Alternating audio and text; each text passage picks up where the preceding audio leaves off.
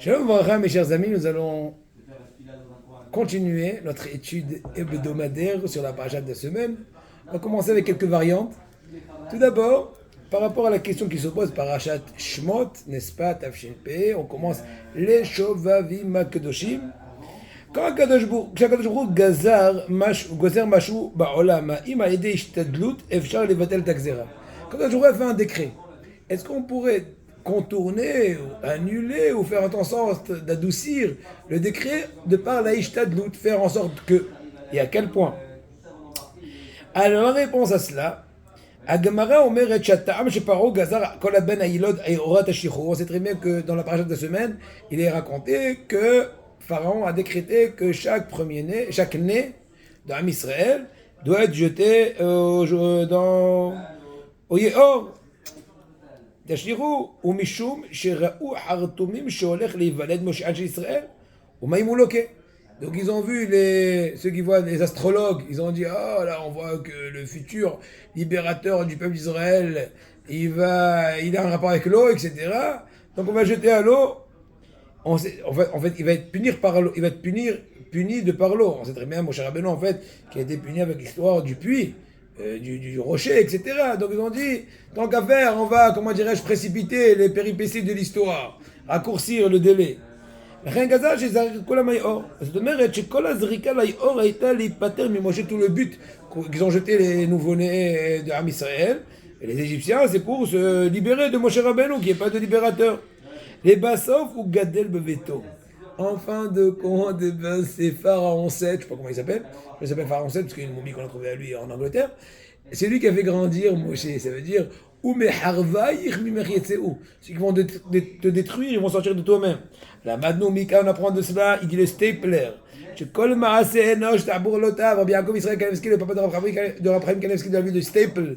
Le stapler nous dit, de là on apprend. Kol Maase Enosh Tabour Lotav, toutes les ruses et tout ce que tu peux penser pouvoir faire. Loyo Il Aziz Afilou Ziz Mimashni Gzar. On ne peut rien faire bouger, même le moindre de ce qui a été décrété. Vélo. Et ce n'est pas que cela. Il a échappé ou l'autre, que des lipater, m'image l'exarala, même ce que tu fais, toutes les actions que tu peux entreprendre pour vouloir te débarrasser de cela. En elou, au contraire, plus tu fais des actions, c'est eux qui vont favoriser l'accomplissement du décret. Tu penses t'éloigner, tu es en train d'activer. Et Magic Zahalav. Oui, Michael, on sait très bien, parce que de par le fleuve, la fille de Pharaon a trouvé Moshe. Autrement, elle n'aurait pas rencontré, entre guillemets. Donc dans ce cas-là, le feu, on apprend de cela, il dit les saints livres, une grande importance comment Dieu se comporte avec le monde.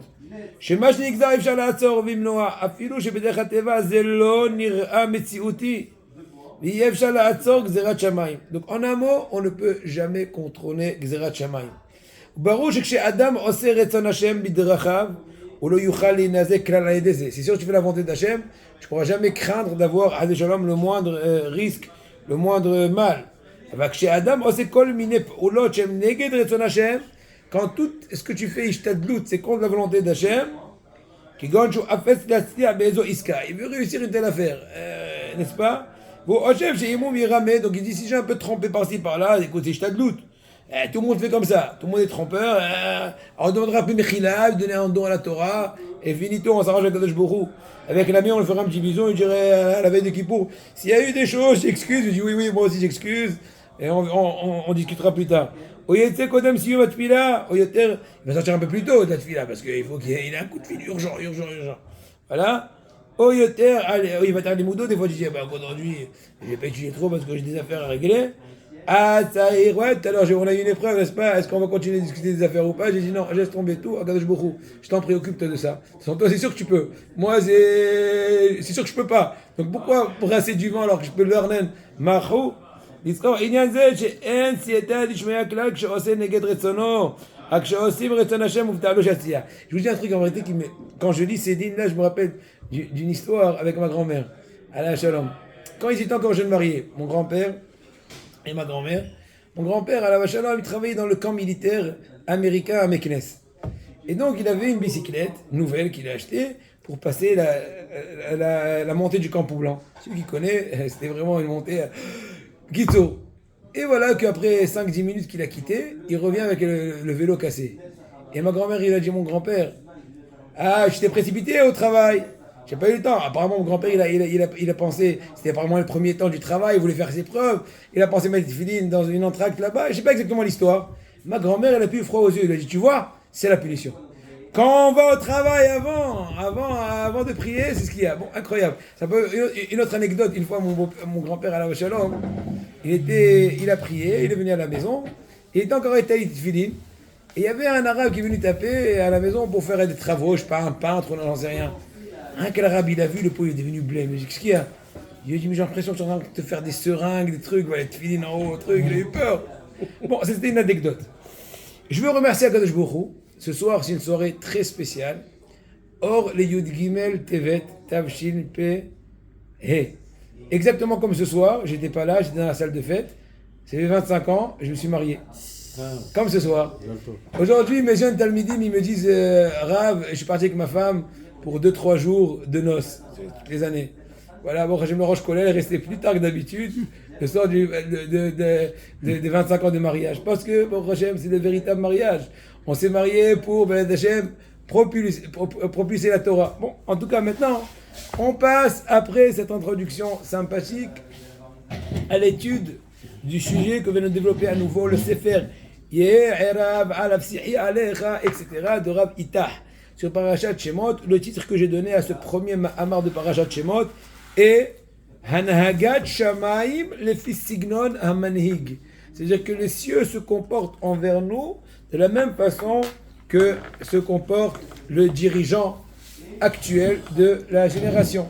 Il faut savoir à Bodai, j'ai déjà dit plusieurs fois, que dans le Beddin Shel Ma'ala, aujourd'hui le Beddin céleste qui juge la génération, ce sont les tzadikim de notre génération ou de la génération proche d'Irav Vadeh, qui est encore un peu dans notre génération, mais que s'il était vivant aujourd'hui, il aurait déjà presque 100 ans et plus.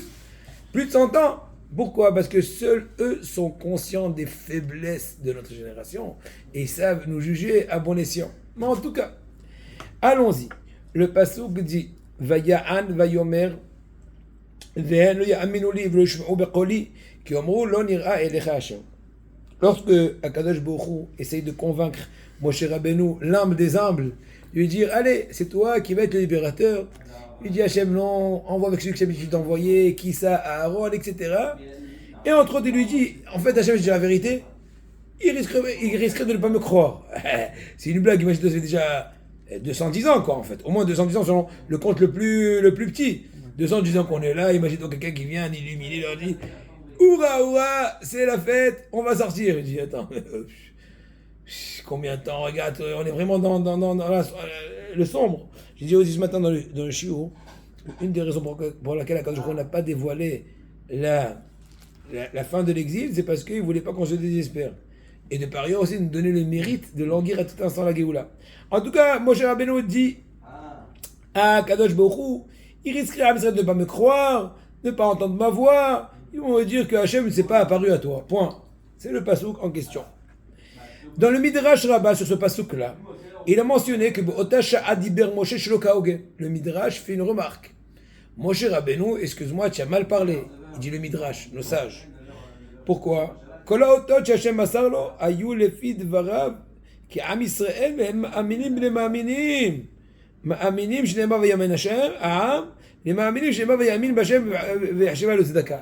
rentre pas maintenant dans les détails des versets. En un mot, le Midrash dit Am Israël sont croyants, fils de croyants. Et tout ce que Hachem t'a donné, quelques signes à faire, n'est-ce pas? Le serpent, la main lépreuse, et rentrée qui sort, etc. C'est juste selon ton optique à toi, qui a craint qu'on va pas te croire. Je t'ai donné des petits éléments pour calmer un peu les animosités. Mais en fait, eux, il fallait leur dire juste un mot. Je suis là, ouais, la fiesta. Bon, voilà. Tzir Lehavin, bon, c'est le Midrash. Tzir Lehavin et ta'anot neged Moshe Rabbeinu. Comment on peut faire une telle remarque, un tel reproche à Moshe Rabbeinu? A Midrash mochia Hashem aminim mima shekatuv vaya'amen ha'am. N'est-ce pas? Le Midrash prouve qu'ils sont croyants. Quel est le pasouk? Je ne l'ai pas encore cité, je le dis maintenant. Le Midrash amène, c'est marqué vaya'amen ha'am. Quand Israël a eu confiance en Moshe Rabbeinu, comme ce que la paracha continue à raconter. Au moment voulu, quand il est venu vraiment, ils ont eu croyance en lui. אבל הרי הפסוק עוד לא נכתב, ואיך ידע משה שעתיד יאמינו לו, il pose une question toute simple au Rav. Il dit que ce pasuk là, Amen à Am, c'était en fin de compte quand Moshe est venu. En fin de compte, ils ont cru. Mais Moshe ne savait pas, il n'était pas certain qu'ils vont le croire. Donc comment le Midrash amène une preuve de ce qui va se passer par rapport à la situation avant que ça se passe? שהם מאמינים ממה שכתוב אצל אברהם אבינו והאמין בשם עוד יותר קשה, הרי באותה שעה היה השם מדבר עמו ואיך לא יאמין בו. Maintenant, le Midrash amène une autre preuve. Quelle preuve? Ils sont croyants, on vient de dire tout de suite le verset, on n'a pas compris quel est le rapport. Et fils de croyants, par rapport à Abraham, il est mentionné, donc c'est les descendants d'Abraham, et c'est les descendants du croyant, Abraham, qu'Abraham a eu confiance en Hachem. Mais bien sûr, il a eu online Hachem qui s'est dévoilé à lui. Donc, en quoi c'est une preuve à Israël, qui sont dans le sombre, dans la difficulté de l'asservissement, de dire que tu es tellement certain, il aurait dû être tellement certain, Moshe, qu'ils vont le croire, qu'on lui reproche, etc. Deuxièmement, dernière question, là-bas on parle d'une croyance en Hachem. Abraham a eu confiance en Hachem. Là on parle, est-ce que Israël vont avoir confiance et Emouna en Moshe? Donc quel est le rapport? Donc ils sont croyants à Hachem, je crois, j'attends. Qui t'a dit que c'est toi Moshe? Qui t'a dit? Bon, il y a des midrashim qui ont dit pakod, ivkod, ils ont une kabbalah, que celui qui va dire le mot pakod, etc. D'accord? Mais selon le pshat apachot, il faut comprendre. Ils sont pas obligés de croire toute personne qui va venir. Imaginons maintenant, moi je viens, je vous dis, je m'appelle Igal. Igal, c'est il va sauver, donc je dis c'est moi le sauveur. Écoutez, arrangez-vous demain, il arrive à 3h moins quart. Faites tchouva. Liquidez tous vos problèmes. Non, on t'aime bien, t'es sympa, mais bon, ne dépasse pas les limites. Donc si Hachem maintenant se dévoile à moi, pour rigoler, il me dit dévoile-toi, j'ai dit mais ça ils vont pas croire. Mais je te comprends, ils vont pas te croire parce que bon, tu es bien aimable, mais bon, il y a des limites. C'est pas encore au degré d'un tel ou d'un tel. Il dit le Rav, בעצם צריך להבין טענת משה, והן לא יאמינו לי. וכי הוא דורש מהם משהו שלא ייתנו לו אם לא יאמינו בו? הרי הוא מבצע את הגאולה, אם יאמינו מה טוב, אם לא יאמינו. Moshe, il est très créatif, il dit Hachem, ils vont pas croire. Je dis mais je comprends pas, ils sont pas en train de demander, Moshe n'est pas venu leur demander un emprunt, est-ce que je te fais confiance, tu fais pas confiance, tu vas me rembourser ou pas? S'ils croient, tant mieux, ils croient pas, tant pis. Hachem, il se dévoile à toi? Oui. Qu'est-ce qu'il te dit? Moshe? Oui. Va leur dire qu'ils vont sortir d'Égypte. Et ils vont pas me croire. Qui t'a dit que tu as besoin qu'ils te croient ou pas? Tu vas aller, tu fais. Si je dis ils vont pas me croire, ils vont pas me prêter quelque chose en échange, tu peux dire oui. Je vais pas arriver au but, mais bon. Alors maintenant, on va un peu développer. C'était un peu les interrogations qu'il y avait, les questions qu'il y avait. Maintenant, on va un peu développer l'idée. Et Doim Divra Gemara Ta'anit Kafé Amoud Bet, ils sont bien connus, ce que la Gemara relate dans Maseret Ta'anit 25, folio B. Qu'est-ce qu'il dit la Gemara? Rabbi Eliezer Gadol, Rabbi Eliezer Ben Orkanos, le maître Rabbi Akiva, jusqu'à 37 ans il était ignare, il a mangé du sable, il est parti, il avait une mauvaise haleine, etc. Toute histoire. Pire que Rabbi Eliezer. C'est marqué qu'à la fin, quand Rabbi Eliezer, il est niftar, il a pleuré, il a dit que mes talmidim ne m'ont pas assez servi, ils n'ont pas reçu assez de moi de Torah. Et un des talmidim, il a dit on a comme bu comme une goutte de la mer, etc. Bon, en tout cas, Rabbi Eliezer, il raconte, il y a Radifna Teva. À l'époque, à la Gemara, la Teva, donc le lieu où le Hazan se tient debout, elle était un peu plus basse. J'appelle Hachem du profondeur. Donc pour donner l'aspect de soumission, il est en pente la Teva, pas comme ici. D'accord? Aujourd'hui on ne fait pas comme ça, mais bon, il faut savoir. Donc il est descendu, Rabbi Eliezer, il a dit Arba brachot, c'était un moment de sécheresse. On demande de l'eau. Oui, il a fait des filotes, 4 brachot spéciales que la Gemara cite là-bas. Et pitié de nous, la sécheresse, on a droit, on veut de l'eau, etc. Rabbi Akiva, son élève, il est descendu, il a dit Avinu Malkeinu. Tac, il appelle dit Avinu Malkeinu. Et la pluie torrentielle, le shefa. La Gemara dit Avu Meranene Rabanan. Les élèves commençaient à se chuchoter et dire allez, c'est bien qui va. Puisque son maître, attends, c'est Yet'a bat kol ve amra L'homme pénétré Gadol Misé, c'est pas parce que Rabbi Akiva est plus grand que Rabbi Eliezer que Rabbi Akiva a été répondu, a été exaucé. Et Rabbi Eliezer, il n'a pas été répondu. Elle a été Ma'avir al Midotav, Vezel Ma'avir al Midotav. Rabbi Eliezer, Rabbi Akiva surpasse ses mesures. En d'autres mots, il est plus tolérant. Relativement. J'ai pas dit tolérant dans le sens que c'est pas grave, tu peux fumer Shabbat. Non. Hadesha, c'est pas tolérant, c'est de la bêtise. Mais il est un peu plus, on va dire, il rapproche un peu plus. Il est un peu moins strict. Pour le, comment dire, tu l'embrasses pour mieux le rapprocher. Alors Rabbi Eliezer, il était plus strict. Donc, Mida Keneged Mida, Akiva qui était un peu plus, on va dire, tolérant, et les siens ont été plus tolérants avec lui. Entre guillemets, il a décroché la Yeshua plus facilement. Alors Rabbi Eliezer, c'était un peu plus, comment dirais-je, tu es strict, t'es pas encore arrivé au strict. Encore un peu plus de chizouk. Vous avez compris l'idée? Makshim, il me disait, Ma'avir, restait Gadol Misé. Mais la question qui se pose, flagrante, je ne comprends pas. Rabbi Eliezer n'est pas plus petit que Rabbi Akiva, seulement, parenthèse techniquement, il n'est pas Ma'avir sur ses midot. Ça prouve que Rabbi Akiva, qui est Ma'avir sur ses midot, qui sait se surpasser, entre guillemets, il est plus grand. Donc c'est pas un pléonasme, c'est plutôt c'est contradictoire. Tu dis, tu n'es pas plus grand que lui, seulement tu es plus haut. Donc tu es plus grand. D'accord, vous avez compris la question? Toute simple. Alors, bien connu l'explication qu'on dit dans le monde des Shives, au nom de Rabbi Israël Salanter, Rabbi Israël Lipkin, de Salant, le maître du Hafetz Haïm aussi, entre autres. Il a donné Askama. Hafetz Haïm était un jeune avrer de 30 ans quand il a écrit Hafetz Haïm, et Rabbi Israël Salanter, de l'Ador, il a donné. Et Namlatza. Ba'avodat Hashem yeshne drachim. Dans le service divin, il y a deux façons d'opérer.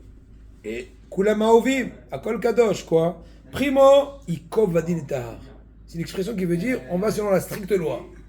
Comment dire pour le mieux, pour le pire. Si Allah dit comme ça va être comme ça, coûte que coûte. Secondo, Ohev Shalom, Rodef Shalom. Ça rappelle un peu le chemin plutôt de Aaron Cohen. Hidel Omer, Eva Mitalmidav Shel Aaron. Que les gens, Hidel Omer, Eva Mitalmidav Shel Aaron. Ohev Shalom. C'est un peu western. Mais Rodef Shalom, l'avdil. Vous avez compris, c'est le tikkun, des tzetouis, de tous les cowboys. Vous avez compris? Donc je retourne. Donc le deuxième chemin, c'est Ohev Shalom, Verodev Shalom. Aimer la paix. Il y en a des on en a parlé tout à l'heure, il sait de quoi je fais allusion. Verodev Shalom. Mais il te dit, le Rav, on ne peut pas donner préséance à l'une plus que l'autre. Dans les deux processus de service d'Hachem, il y a un seul but. Comme ce qu'on dirait, tout le chemin mène à Rome, entre guillemets. Quoi? L'Avdil. Bishnem, tous les chemins amènent à Jérusalem.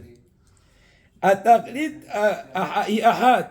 Ksheilel azaken aya mevater ou lo sata kimlon imam ina matara.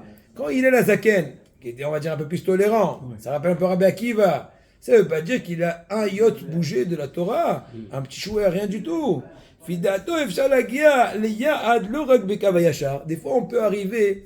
Ça me rappelle une fois, j'étais dans un certain système éducatif, sans rentrer dans les détails, et je me suis concerté avec un certain Rav. Il m'a dit, et je lui ai rien dit, il m'a dit comment tu t'arranges avec un tel. Bon, lui, il a le droit de poser la question parce qu'il avait l'intention de me donner une information importante. Et j'étais un peu étonné qu'il m'a posé la question. Apparemment, il me connaît aussi bien, moi et lui, il a compris qu'entre nous, ça risquerait de court-circuiter. Alors, je lui ai dit, effectivement, c'est un peu dur, juste qu'un peu. Alors, il m'a dit sa phrase suivante, ça me rappelle maintenant ce qu'on va lire tout de suite. Quoi? Il a dit, des fois, pour arriver à un certain but, à une certaine station, à une certaine destination, on peut aller en ligne de droite. Entre parenthèses, des fois, on peut écraser, on peut traverser sur des champs, on peut blesser, ou j'en sais rien. Blesser entre guillemets, se cogner, même après avoir dit pardon. Mais aussi, tu peux arriver au même chemin en zigzagant. C'est-à-dire, des fois, il faut être diplomate. Donc, un peu, entre guillemets, parce que, encore une fois, tout est relatif. Je ne veux pas dire que Beth Shammai n'est pas diplomate, mais ce sont deux processus d'itinéraire. Donc, Hillel Azaken, Fidato, Efshalagia, Leia, Adlorek, Bekav Yachar. La gamme Beterech, me foutait. Des fois, tu peux un peu zigzaguer pour éviter, comment dirais-je, les stations malencontreuses. Vous avez compris.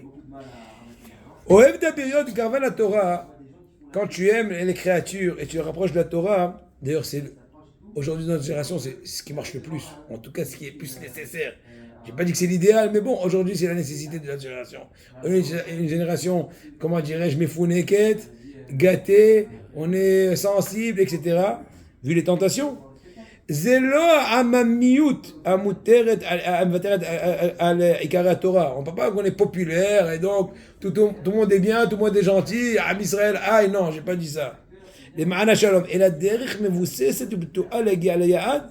Elou divrei Elokim haim. Les deux, ce sont les paroles d'Hachem. Aller en ligne de droite ou aller en zigzag, mais sans jamais enfreindre aucun détail de la Torah, de Rotam, de Rabbanan. Hachem mitnaheg, maintenant ce qui se passe. Hachem a fait résider un phénomène dans le monde qu'Akadosh Baruch Hu, il réagit, ou plutôt il se comporte vis-à-vis de la personne. Qu'elle ait raison ou tort, on ne parle pas maintenant qu'elle a tort. Elle a raison. Tu as raison, toi d'aller dans l'hydro, c'est ta nature. C'est ton nefesh, ta neshama, c'est ton shoresh. Toi tu as le droit d'être un peu plus tolérant parce que c'est plus ton nefesh, c'est ta faculté, c'est ta neshama, etc. C'est ton tikkun, c'est ton gilgul, j'en sais rien. Mais en fin de compte, Hachem a fait Zel Omadze Asa Hachem. C'est-à-dire que Mida Keneged Mida. Quand fait en sorte, donc maintenant ce qui s'est passé,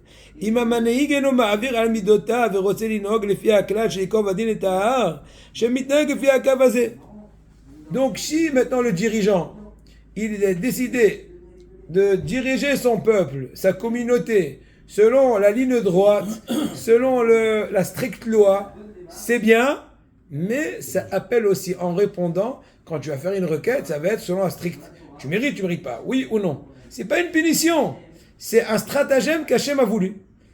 Entre guillemets, un effet miroir. Maintenant, on comprend bien, quand Rabbi Eliezer, qui était Shmuti, Rabbi Eliezer, il était de Beth Shammai. Shmuti, il était de Beth Shammai. Shamaïste. Rabbi Eliezer? Bien sûr. Mais des Beth Shammai. Ve'alar beder zo.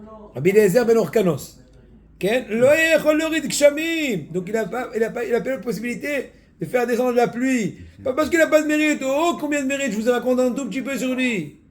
Non, mais relativement à son système de direction, eh ben, le répondant était qu'il fallait la strict mérite. Il n'y avait pas encore assez de strict mérite. Alors que Rabbi Akiva, qui était Ma'avir Amidot, avait un autre stratagème de direction. Quoi, il était un peu plus tolérant, ou plutôt plus avec zigzag, souple dans la façon d'agir, mais sans être, Hadeshalom, enfreint de la Torah.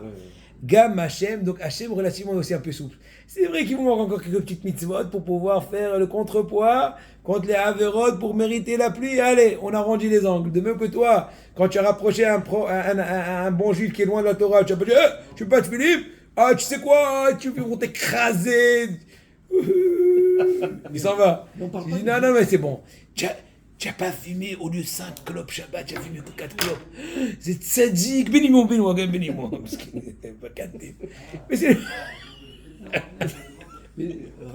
Mais dans la Torah, on ne parle pas de diplomatie quand même. Ça n'existe pas la diplomatie dans la Torah. Non, quand je dis diplomatie. Vous avez parlé de diplomatie. Ouais, j'ai dit le mot diplomatie pour t'expliquer. Maintenant, appelle ça tolérance, appelle ça agir de façon un peu plus, on va dire. Comment on peut l'appeler alors? Avec un Din Rahman.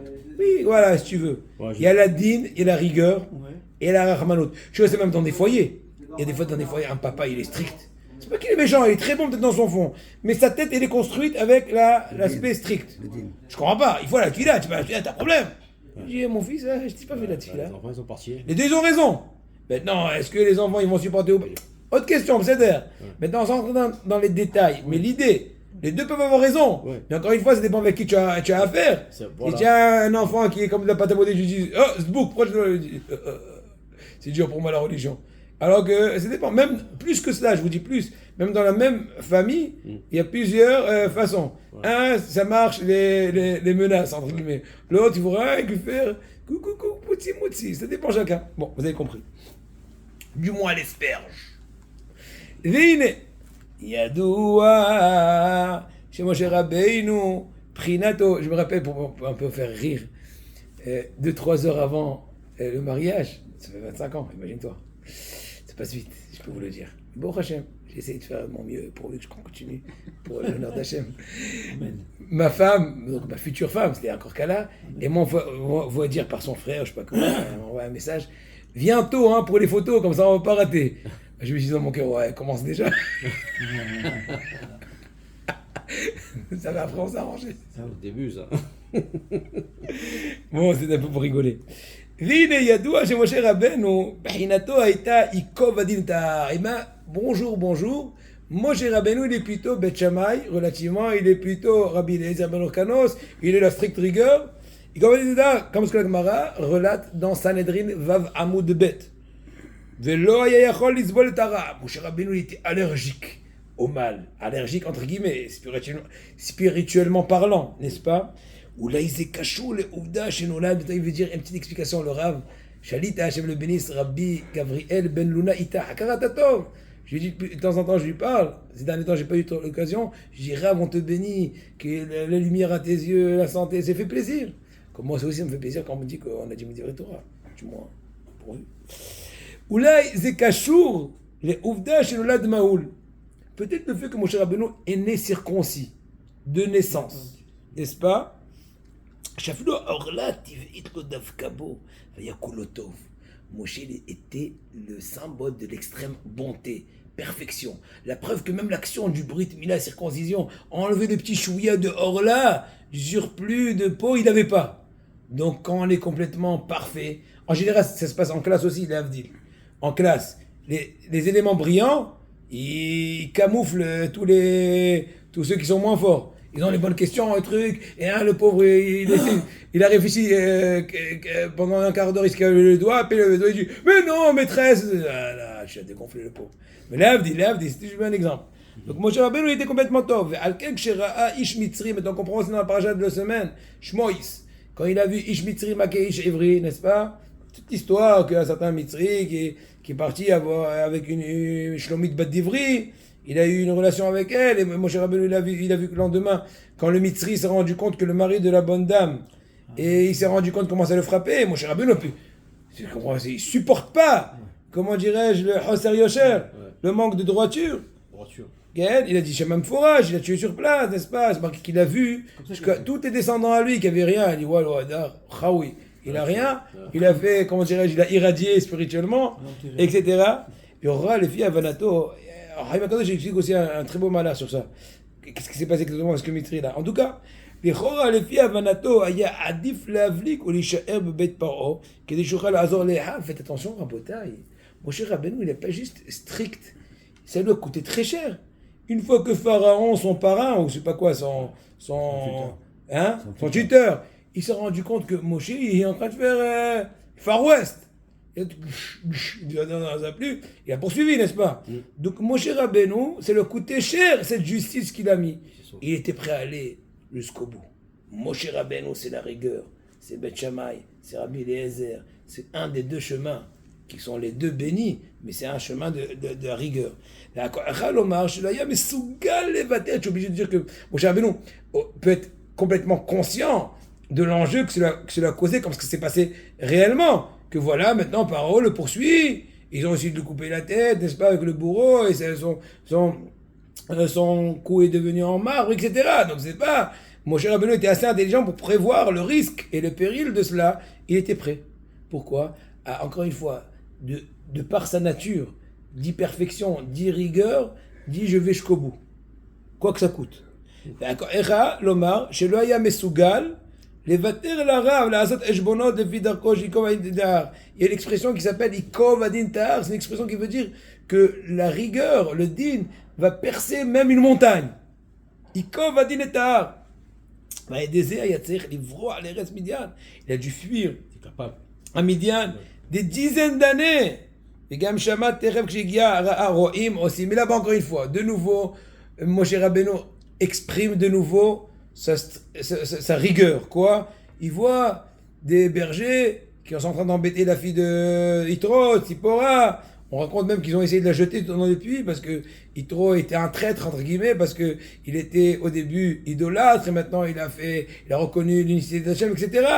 Il a aussi fait la rigueur, comme Moshe le chien. Moshe s'est levé, il a fait justice, il a sauvé les filles de Yitro, il a donné entre guillemets, quelques claques aux Hatsoufim des Rohim, les bergers qui étaient méchants. כן? לא נגע ולא להעיב, הוא כבר ידע את המחיר ששלם על טעותו, אבל כאמור, זוהי דרכו של מי שהצדק אין נר לרגלו. Celui qui vit avec la justice, il ne voit pas les... C'est pas une remarque, au contraire, c'est un cheval. Il est tellement, comment dirais-je, convaincu de la justice qu'il fait pas attention aux conséquences qu'elle peut avoir quand il fait justice. Encore une fois, tout est relatif. C'est pas donné pour tout le monde. Bon, en tout cas, non, j'ai pas dit que c'est pas bon. J'ai dit que c'est pas bon, non. Les deux sont bons, mais c'est relatif à la personne. Est-ce que Moshe Rabbeinu qui était complètement bonté, doux, rigueur, il supporte pas le mal. Il supporte pas l'injustice. Donc automatiquement, c'est son stratagème. C'est un des deux stratagèmes qu'on a dit dans le service d'Akadosh Baruch Hu.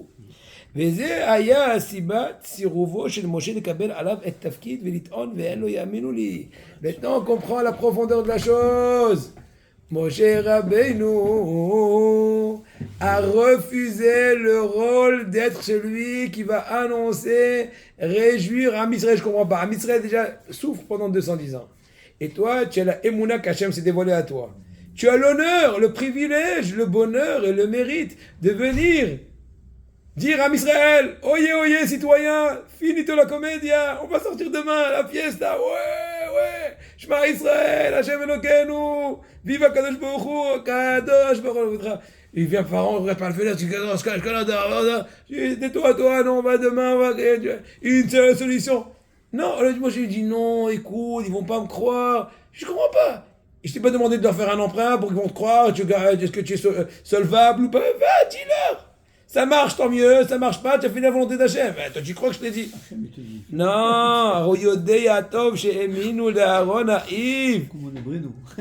il n'a aucun doute que Am Israël ont la croyance, non seulement en Hachem, mais aussi en les envoyés d'Akadosh Baruch Hu comme Aaron. Pour Aaron, on sait très bien qu'il était déjà au préalable un avis. Il a dit leur Moshe à Akadosh Baruch Hu, qu'il lui a dit, Shelachna biad bishlah, envoie avec celui que tu as l'habitude d'envoyer. En d'autres mots, Aaron a déjà, comment dirais-je, l'expérience, moi on ne m'envoie pas. Mais il y a une plus grande profondeur dans cette idée-là. Aaron est plutôt du côté tolérant, comme Beth Hillel. Et donc, il est plus compatible au stratagème, à la nature d'Am Israël qui sont pas si faciles. Parce que si moi, je vais rentrer dans le jeu Hachem, ils vont pas me croire dans quel sens. Je vais être trop dur pour eux, ça va pas marcher. C'est pas un chidour qui marche. C'est une personne très stricte avec une personne qui est un peu plus olé olé, c'est la corrida. Vous avez compris l'idée? Il est plus arrangeant. Voilà. Il dit, Aré ou yodea tov she'eminu le'Aaron ha'if. Shaya nevi'am b'Mitzrayim, lo otot v'lo moftim. Moshe, Aaron était déjà leur prophète en Égypte, même avant toute l'histoire de Moshe Rabbeinu avec le buisson ardent, etc., sans leur faire aucun signe. מצד שני הוא ידע שבני ישראל שקועים בטומאה ואינם ראויים להיגאל. משה רבנו était conscient qu'Am Israël était complètement enfoui dans la Toum'a. À son avis, ils n'étaient pas encore très prêts à être libérés. Donc comment moi je vais jouer ce jeu entre guillemets du libérateur quand je suis pas conscient, je suis pas complètement convaincu personnellement que je serai capable de les diriger. Moi je leur mets la barrière à 100% et ils sont peut-être 62. Ça passe pas. Vous avez compris l'idée?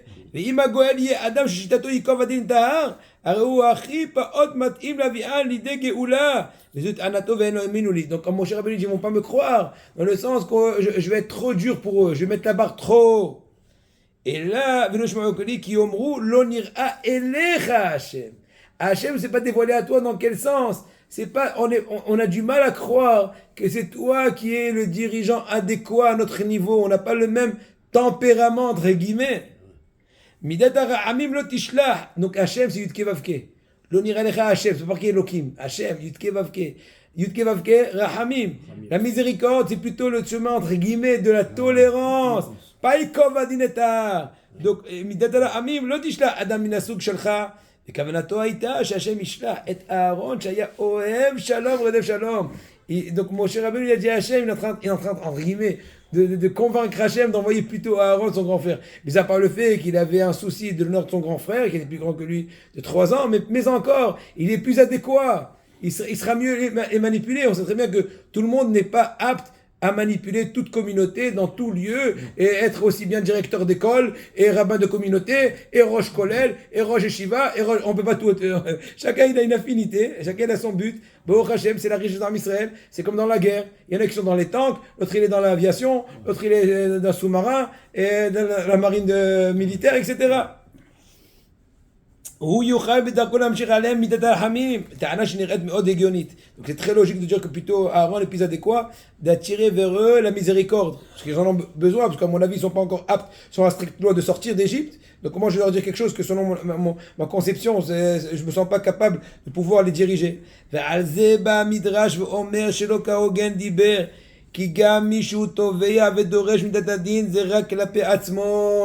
Est-ce que le Midrash vient reprocher à Moshe? Tu peux être rigoureux à ton compte vis-à-vis de toi-même. Avec la Erim vis-à-vis d'autrui, il faut juger positivement. C'est très dur. D'un côté, tu es très intransigeant avec toi-même. Avec l'autre, tu deviens complètement tolérant. C'est un dédoublement de personnalité entre guillemets. C'est très dur. D'ailleurs, en fin de compte, Moshe Rabbeinu, qui était l'avocat d'Israël, avec le veau d'or, avec ceci, toutes les péripéties. Il a réussi. Avec les explorateurs, etc. Il lui dit à Kadosh Baruch Hu, le Midrash dit que Kadosh Baruch Hu est en train de dire à Moshe Rabbeinu, mais si maintenant ils ne sont pas valeureux d'être libérés, Zerak Ashpa'at Mitzrayim, c'est à cause de l'influence égyptienne. Aval be'etzem, dans le fond, il y a cette étincelle qui est là, elle est un peu enfouie. Ils sont ma'aminim b'nei ma'aminim. Ma'aminim qui fait sh'tivaka be'atzmecha. Tu verras toi-même, d'ici peu, parce que quelques psukim plus tard on a vu, il y a amen a'am. Ce qui te semble maintenant qu'ils sont pas valeureux, c'est technique, c'est à l'œil nu, c'est faux. Dans le fond, ils sont ma'aminim quand tu vois tout de suite. כשתבוא אליהם יאמינו בך, כתוב ויאמן העם, כי גם הם מאמינים, וכמו שכתוב אצל אברהם אבינו, ils sont aussi בני מאמינים. Que quoi? Que Kadosh Baruch Hu, Abraham Avinu a eu foi en Kadosh Baruch Hu, que j'aurais considéré ça comme une tzedaka, ולכל לא מובן, אם השם מדבר איתו, איך לא יאמין? כן? Question qui se pose. Abraham a eu foi en Hachem, et Hachem lui a compté ça comme une tzedaka, comme une espèce de volontariat. Je comprends pas. Hachem lui parle, il lui promet, etc. Mais c'est sûr, il y a une promesse d'Hachem. Merci d'avoir eu confiance en moi. כמה מפרשים סוברים שהשבע הזה השם שעשב את האמונה של אברהם אבינו צדקה וזה מפליא. צריך לומר, donc en quoi la émouna d'Abraham c'était comme une tzedaka, comme une espèce de bonne action de part de Abraham Avinu. Il a vu, une נבואה. צריך לומר, הוא הסבר עד שראיתי, שהשם הבטיח לו לא רק גזירה, אלא שיהיו ככוכבים. זאת אומרת שיאירו אפילו העולם, שהוא צדיקים. Donc c'est au-dessus du rationnel. Il lui a dit tu auras des enfants comme des étoiles, de même que les étoiles brillent, tu auras des enfants de tzadikim. Ça, il faut avoir beaucoup de foi, parce qu'en général, il y a le libre arbitre. Donc d'un côté, croire qu'il y a le libre arbitre, et en même temps, avoir la émouna, qui vont quand même illuminer tout le monde, c'est un grand srout. Bon, en tout cas, voilà, c'est l'idée. On peut encore un peu s'allonger, mais je vais juste dire au moins le message. C'est essentiel. Comme ce que le rabbi de Lubavitch plusieurs fois, ou tout le temps, après qu'il finisse à très profonde, c'est pas mon cas, et il dit le message est très simple. Notre génération aujourd'hui, c'est la tolérance. Vu les difficultés de la génération, toutes les tentations, toutes les passions, tous les médias, toute la matérialité. Il est vrai qu'on est la veille de venue du Mashiach, plus que cela, on est en plein accouchement. C'est pas juste des Mashiach, on n'est pas juste que dans les contractions, on est en plein accouchement. Tout le disent clairement de toute façon. Combien de temps l'accouchement va durer? Seul Hachem le sait. Mais une chose est claire, Rabotai, on est dans une génération où il faut beaucoup rapprocher, avec un sourire, avec un gentil mot, avec un encouragement, au même sens là, de côté, dans ton coin. Priez à Hachem. Je dis à Hachem, personne ne sait ce que je fais maintenant. Je le fais en ton honneur pour ajouter dans la balance encore un mérite pour Am Israël.